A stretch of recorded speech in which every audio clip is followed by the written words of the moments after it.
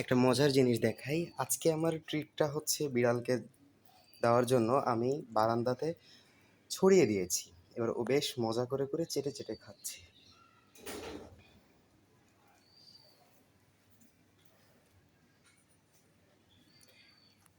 এটা এক প্রকার ওর জন্য চ্যালেঞ্জ ছিল। প্রথমত চ্যালেঞ্জ ছিল যেটা খুঁজে বের করা যে কোথায় আছে।